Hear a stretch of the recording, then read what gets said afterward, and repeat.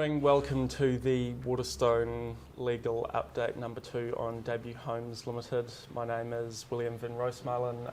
I'm one of the in-house lawyers here, and with me is liquidator Damien Grant. Good morning to you, Damien.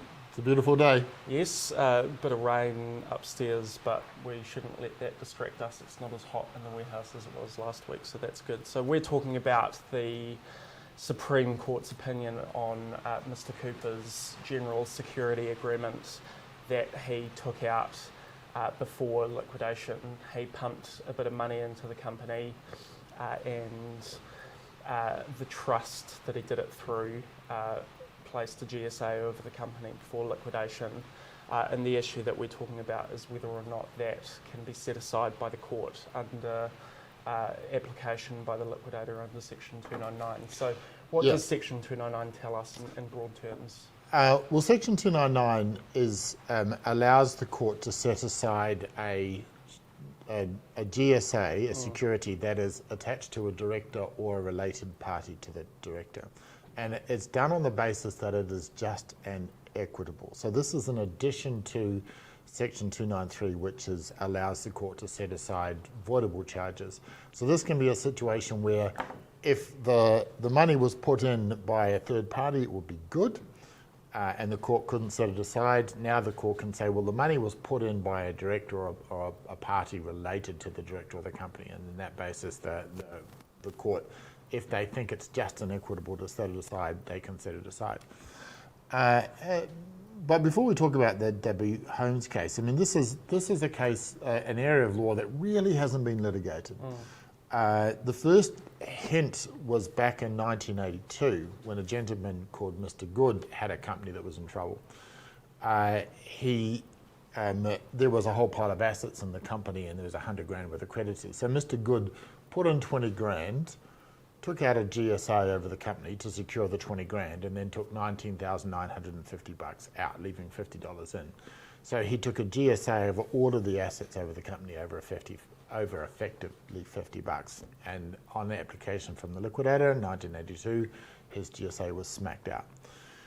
The next time it was looked at was a couple of years back in a case dealing with a pipeline company, polyethylene pipeline system server, a guy called Mr Brown. And what his company, PPS, got itself into trouble with McDonald Dow. And so what Mr Brown did is he took $340,000 out of his company, or he sucked the cash out. Then he put $450,000 back in almost straight away and then took a GSA over the $450,000. And again, the court said on just and equitable grounds, we're going to knock that out. Here in Debut Homes, we have a different situation. So here you've got the company director, Mr Cooper. He's sitting there in early 2013. He's made the decision to trade on the company. And that's the decision that the courts have found was reckless, and he breached his duties by doing that. But in order to trade the company on, the company needs money. So he agrees to put in $377,000, or a trust connected to him does. So the trust puts in $377,000. He takes $177,000 out when he sells some properties. So the really important thing here to understand is that this was fresh, clean money that came into the company. The company probably couldn't have continued to trade without this money. He takes $177,000 out of the money that he put in, and he leaves $200,000 in. So when the company goes into liquidation, his family trust, the director's family trust, is still owed $200,000. Now, the liquidators sue Mr Cooper for reckless trading and breaches of director's duties, and the courts find in favour of the liquidators. But here comes the circularity problem. Mr Cooper could then turn around and claim, hey, I have a GSA and I'm entitled to the first $200,000 back. And if you remember from last week, the courts only found $280,000 he was liable for. Now, look, there's quite a bit of argument whether or not a GSA applies to director's duties claims. And I don't think it does. they're even talking about changing the law to make sure that the GSAs doesn't apply to a breach of duties. But my view is that at the time the company goes into liquidation, a director's breach claim, it's not there, it's not an asset. It's a claim that's brought by the liquidator. It can only really be brought by the liquidator, practically speaking. Anyway, what the High Court and ultimately the Supreme Court said was that this was good money. Mr. Cooper was entitled to get the money back from what he'd put in. So his GSA was good. But they decided on just and equitable grounds that any claim that the liquidators maintained against Mr. Cooper for reckless trading or other breach of duties, that his GSA would not apply to that. So they set aside the GSA in respect of that cause of action alone. So if there are other assets that existed in the company, property, cars, debtors, whatever, then Mr. Cooper was entitled to first, his security would attach to that. His security would not attach to his breach of duties claim. And I think the justification for that harks back to what the Court of Appeal said in Peterson and Brown, is that the voidable regime in the Companies Act was designed so that no creditors would get a preference over any other creditors. And in effect, what Damien's saying is that if the liquidators sue Mr. Cooper for a breach of duties claim, they find him liable, and the court directs that he pays back $500,000 to the company.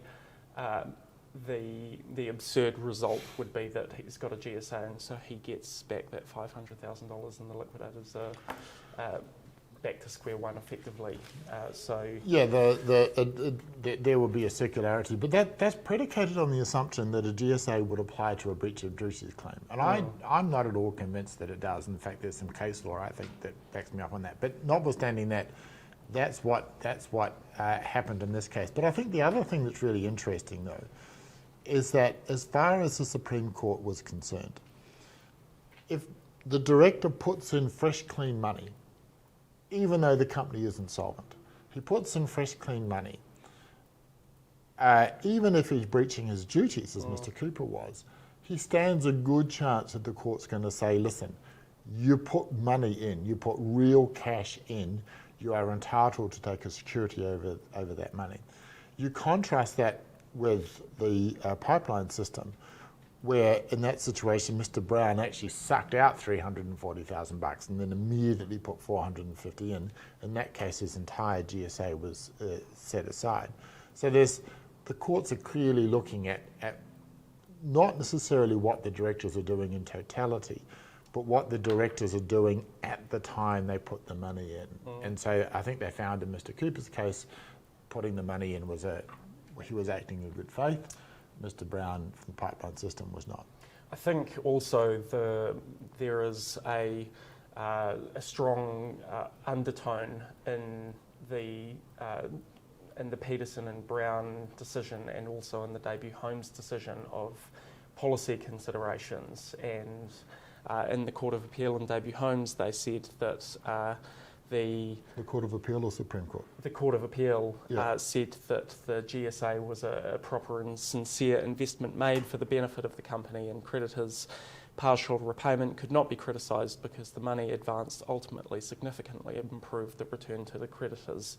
Further, no commercial person would have advanced such a sum so slenderly secured to an insolvent company. So they, in the Court of Appeal, were taking the approach that overall, when you're looking at the returns to creditors, it was actually improved. And that was in Debut Homes? Yes. And but then how did that pan out at the Supreme Court? Well, the Supreme Court limited, as you said, the applicability of the GSA to the breach of directors' claims. So there's obviously different perspectives that the court's are taking into account, whether it's the overall creditor pool, whether it's the underlying purpose of the regime being that no creditors can be favoured over another, and also I suppose you could call it the intention of the party putting the money in and taking a security. And in the Peterson and Brown case, it was clearly different from that in Davey Homes. And they say that in Davey Homes, I think it was in the High Court, they held that effectively Mr. Cooper was an alter ego of trust. It was. But I think the other key takeout is that the courts are looking at the function, at the reality of the transaction. They're not that interested necessarily in the gloss and the form that's put on it. So they're quite happy to look straight past what's on the four walls of the paper, of the page, and have a look at what's actually going on, what's the real driver of this particular transaction, and they're making decisions accordingly. And I think we can expect to see more litigation on Section 299. I think a lot of this will simply be settled in advance because directors, once they read Debut Homes, are going to get nervous. But I think there is still considerable comfort. Directors can take comfort from Debut Homes in Section 299 in that if their company is insolvent, and this is really important, if you're a company director and your company is insolvent and you know that liquidation or receivership is possible, if you put money in and you do so in good faith, then the courts are going to respect and honour that commitment. They're going to look favourably. They're going to look favourably on it, yep. So don't rip cash out, put fresh cash in and then slap a GSA on it. That's not going to work. If you put fresh cash in, then you're going to be in a pretty good position when it comes time for a reckoning. And Mr. Cooper, I think, was quite lucky because to some extent the reason why he put the money in was because he had guarantees to BNZ and Jameson, some of the other secured creditors. So he had a vested interest. So by putting the money in and completing the projects, the other secured creditors were able to get paid and he had a GSA over those. So the courts had a look at that as well. But also the liquidators didn't ask that Section 299 be applied to vacate the entire security. They're only possibly because there's nothing there, but they're only focused on making sure that Mr. Cooper couldn't claim the balance of his claim against him for his breach of director's duties. I think also the scarcity of case law on this section highlights the fact that it's a really tricky situation, and depending on how you view it, there's different conclusions that you could come to, and I think Debut Homes kind of goes some way to providing some sort of clarification on what directors can and can't do, and you know, there's not a lot in terms of interpretation on the clauses that provides the real purpose behind it. No, I mean there's only really 3 cases. It's a really thinly litigated area. I think between the Brown case and Debut Homes, there is a bit of clarity. It's a bit disappointing because I'd actually been looking for a good shareholder GSA to knock out, and I had not been able to find one, but Mr. Levin found one for me, so that's all right. Okay, all right. So I think we'll leave it there. That's 2 videos on Debut Homes. I think that's appropriate. It was a really significant case, and it's going to have some reasonably wide impacts going forward. Yes, thank you very much for your analysis, Mr. Grant.